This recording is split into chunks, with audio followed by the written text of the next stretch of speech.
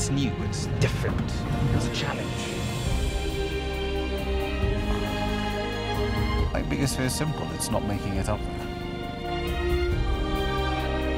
Another 30 years, maybe another century, and all of that might be gone.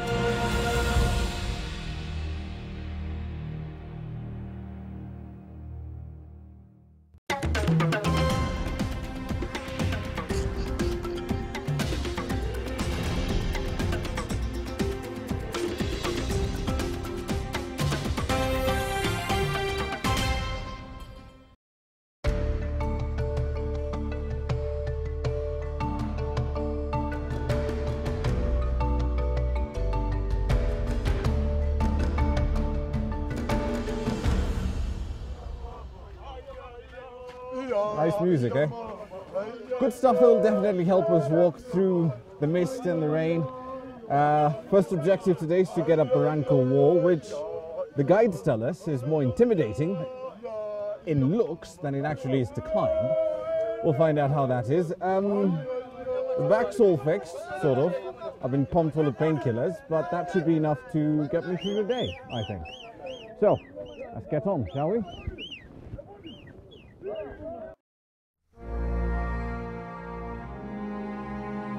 The Barranco Wall is a 250-meter high rock face that we slowly ascend.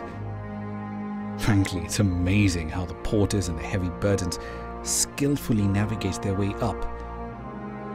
It's wet and it's slippery, and there's a surge in the number of climbers now that we are in the final days of our trek.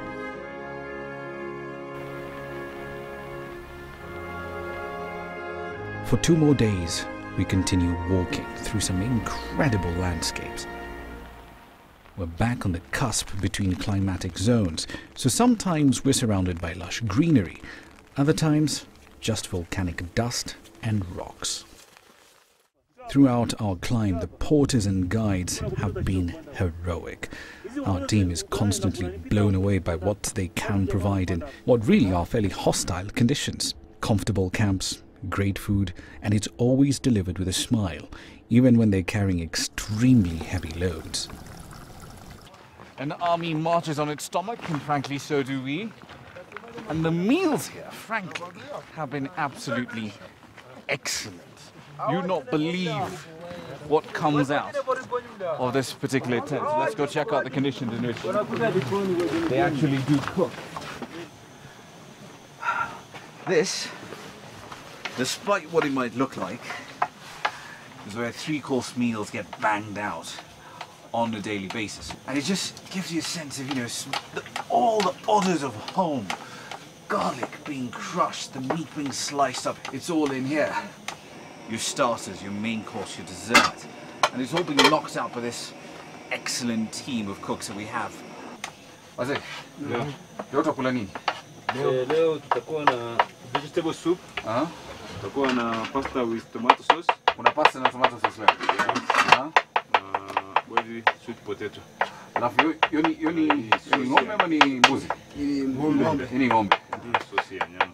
Sasa hii yote lazima mbebe hadi huko juu. Ndio. Kileleni. Ndio. Ni kilo ngapi yote? Kwa ujumla? Kwa ujumla. Kila ndoo kama hii inakuwa kilo 10. Kilo 10. Kwa hiyo mtu anabeba ndoo 2, ndoo 20. Tell you, these guys are amazing and have kept us fed, energetic, getting the job done. To be honest, really, they're the real heroes of this trip, because without them, without this logistical support, none of this will be possible.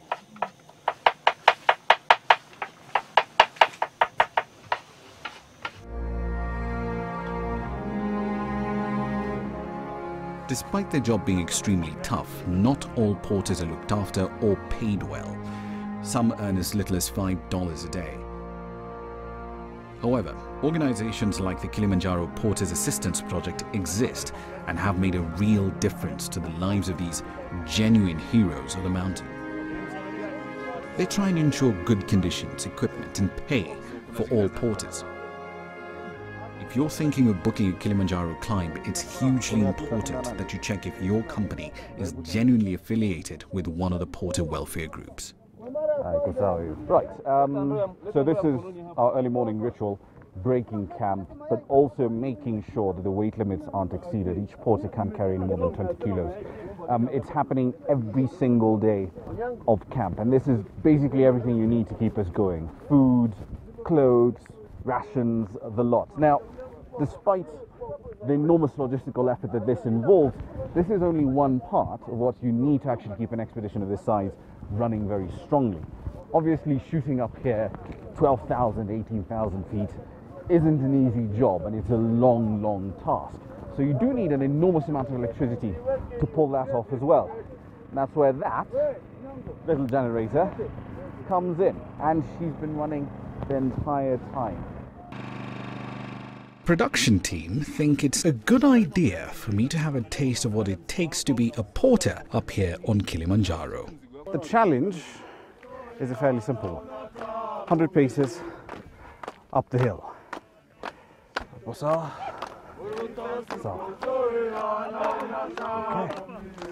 let's go. I enjoy it because once I climb like a porter, I get money, and that money they give me, let's say, good life. Mimi kama mimi inanisaidia kusomesha familia yangu na watoto ambao nasomesha. Kwa hiyo kupitia kazi hii inanisaidia kusomesha watoto na vile vile na kuendelea na ujenzi wangu.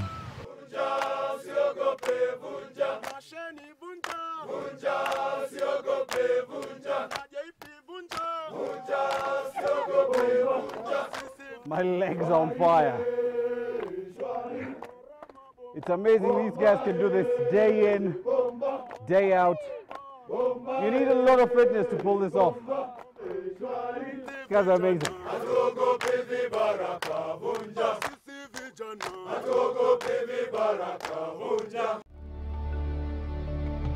We're really high up now, close to 4,600 meters.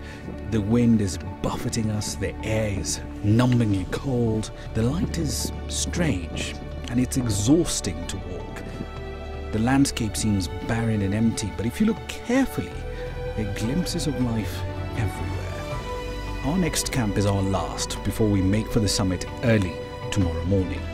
If all goes well, we'll soon be standing beside the glaciers and the snow that we've had tantalizing glimpses of ever since we started our climb. But it's not going to be an easy day. It is at least a 6-hour trek, and the risk of altitude sickness looms larger than ever. After all we've been through, not making it would be devastating.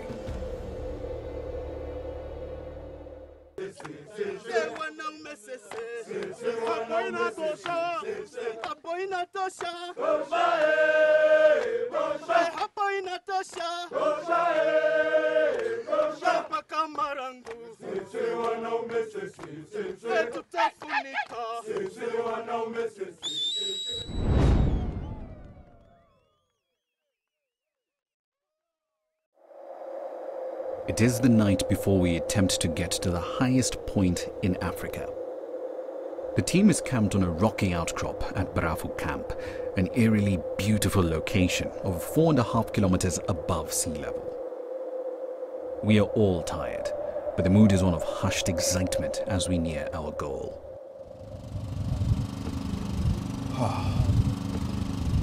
So tomorrow's D-Day. After what feels honestly like a month of walking.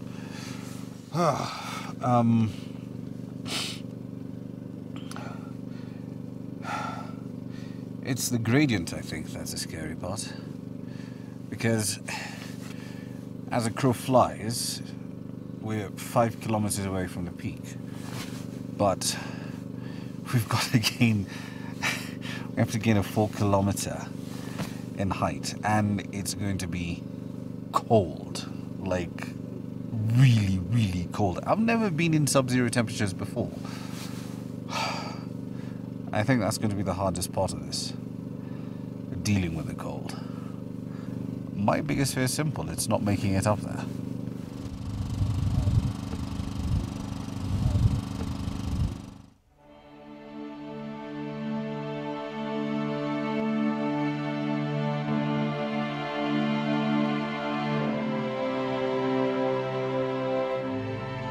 We emerge early from our tent to begin what is hopefully our last section of uphill trekking.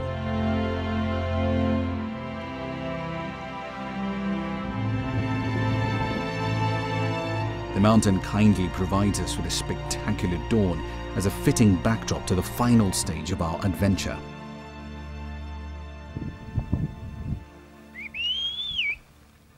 It's slow going on shifting scree, and we're all expecting the symptoms of altitude sickness to hit at any moment. But Simon, our guide, is cautiously optimistic.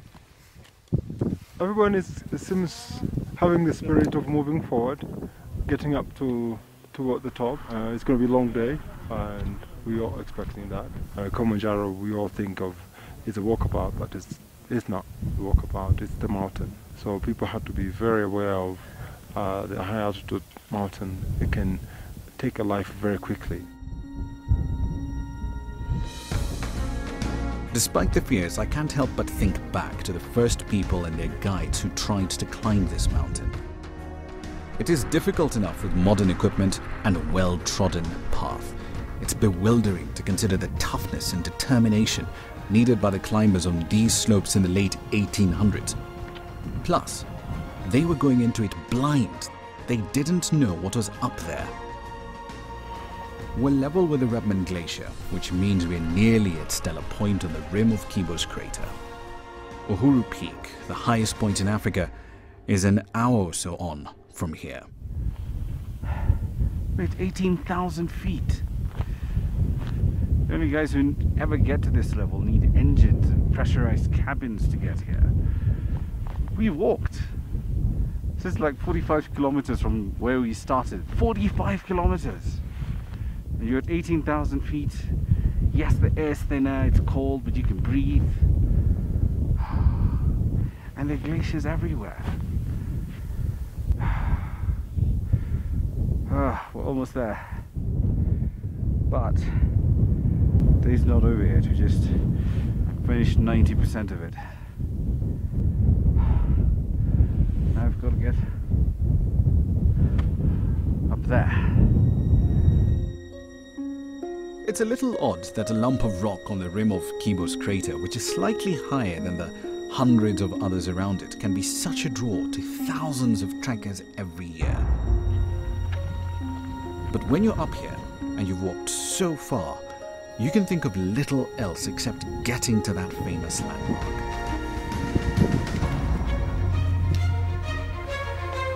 I'm close now. I'm exhausted, and I have to stop frequently, but I can see the sign marking the peak in the distance.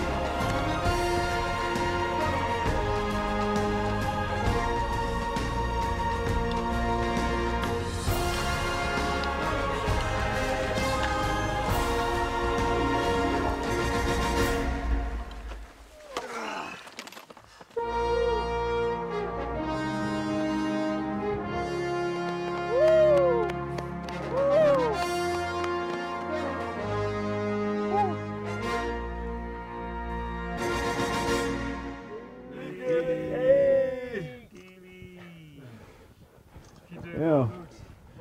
When you talk about Kilimanjaro, more often than not, it's about stuff like this: getting to the top and then taking a bunch of pictures over there and game over. But the truth of the matter is, there is so much more to this glorious mountain, the highest freestanding one in the world. It's about time we explored it.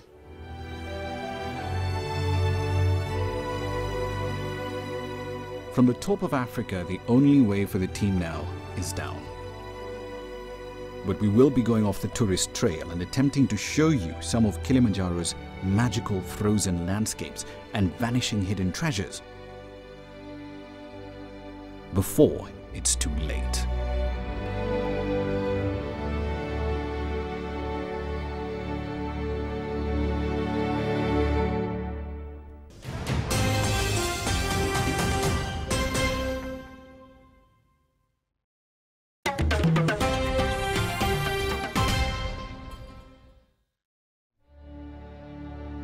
We are at the highest point in Africa, on top of Mount Kilimanjaro. We're going to explore the summit, and to do that we need to move on to what must be the highest campsite in Africa. There is no set trail to where we're going, and for a snow and ice rookie like me, it's going to be an interesting cross-country trek.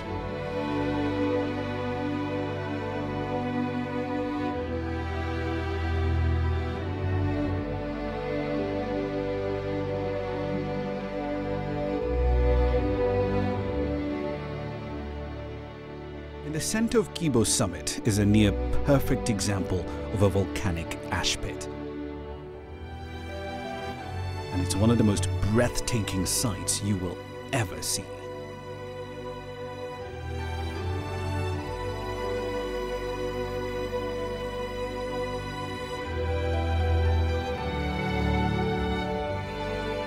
It's easy to forget that Kibo is still an active volcano, even though the last major eruption is estimated to have been over 350,000 years ago.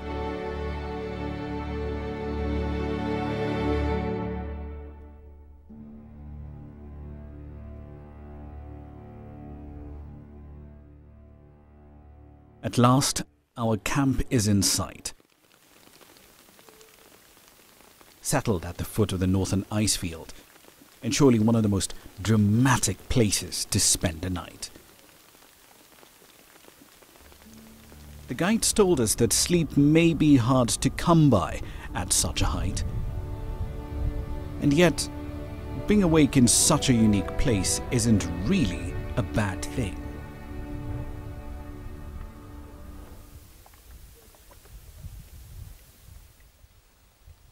With morning comes a clear day, and a chance to explore a truly magical landscape.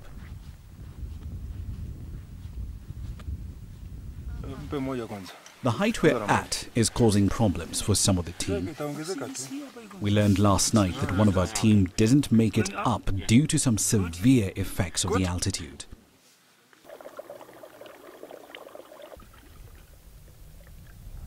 Even the team of guides and porters, people used to working at this level, has been reduced in order to limit the number of them exposed to the harsh conditions. Despite this, our camp seems as well maintained as ever, and the day-to-day tasks are carried out as usual.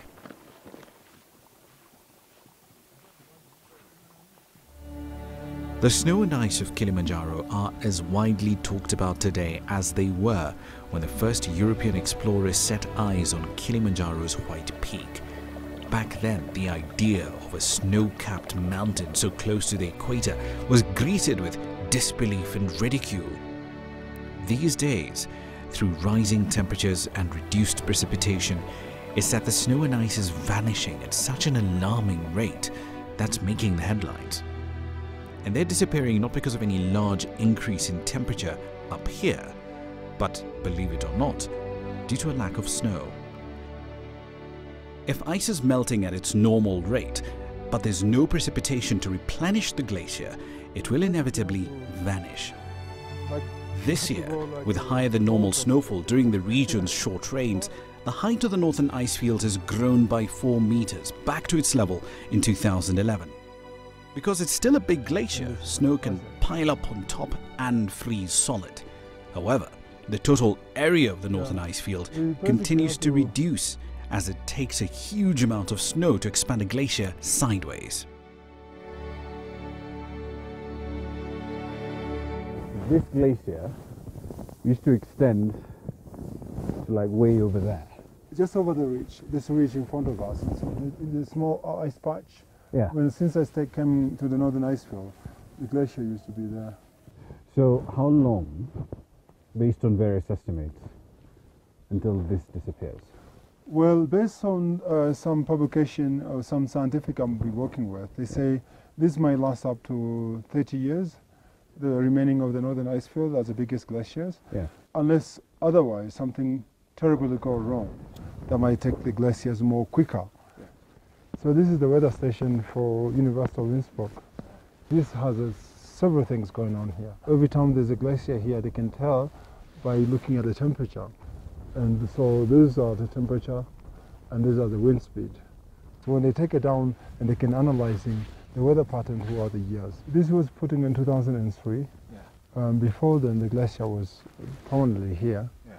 And you can see how much of a glacier has retrieved.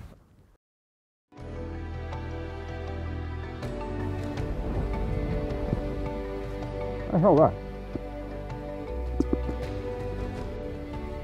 Kilimanjaro, as high as it is where we can actually get a result of the global warming or weather parameters all the way down to Madagascar. If you wish, the glaciers are pushed out by the wind. If you look at the pattern of the cloud now, you can see how they're collecting. And soon enough, you're going to see them moving up to the peak of Kilimanjaro, and then they drop down. So when they drop down, that's where it becomes crystal, ice crystal. It's time to leave, but I have been struck by how this amazing place is changing. The really tragic part is a lot of this stuff is disappearing. Where I'm standing now, for example, used to be under that glacier. Give it another 30 years, maybe another century, and all of that might be gone. Right. Glacier, lots of virgin snow. You know how this is going to end, don't you? Snow angels! Ah. Ah.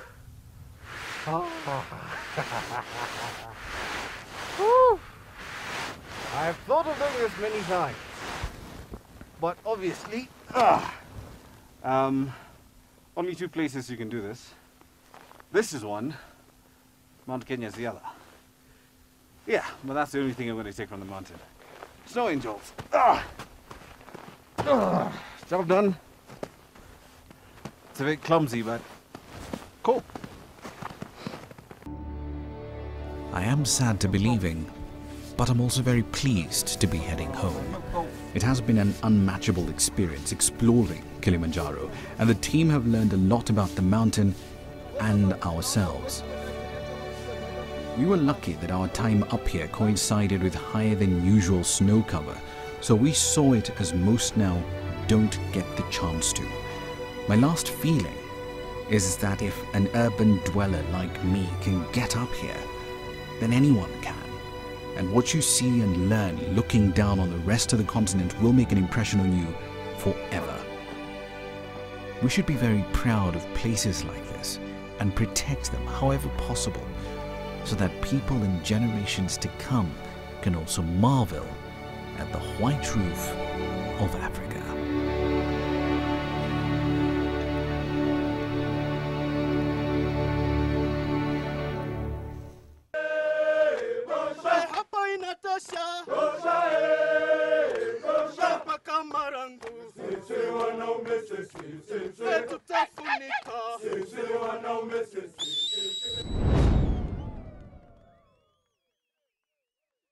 Best days, I've got two of those. Getting to the top obviously is a big deal. I put this in my bucket list years ago, but I didn't think I'd be doing it before I was 30. But I've done that 2 years in advance, so hey, that's a plus. The Barranco Wall, that was fun. Because it was the perfect example of something might be intimidating, but if you put your mind to it, you can crack it. And that was the only part of the climb where we had any serious rock climbing. We actually had to stop using poles and use your hands and feet to move around, which was a lot of fun. Yeah, those are my best days.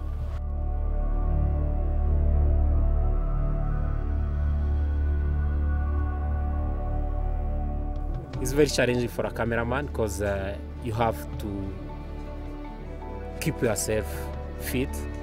You have to look up on your camera, your equipment.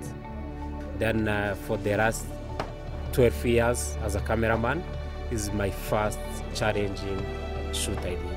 Then I'm happy I did whatever I did, where I reached, I feel happy, I feel good.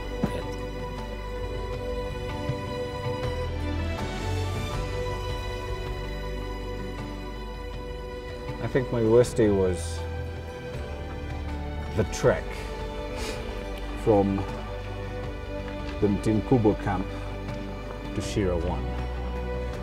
Because I knew it's easy for you to say, okay, it's a 700-meter climb, but it's another thing entirely, especially if you've never done it before. It's another thing entirely to actually do it. And you're doing it in the rain, in the mud, with virtually no grip. That was hell. And I don't think by that time I'd gotten into the rhythm of the mountain. So you, to quote what our guy Joel says, you've got to drink before you're thirsty and you have to eat before you're hungry. By the time I stopped to do that, I was gone, completely gone.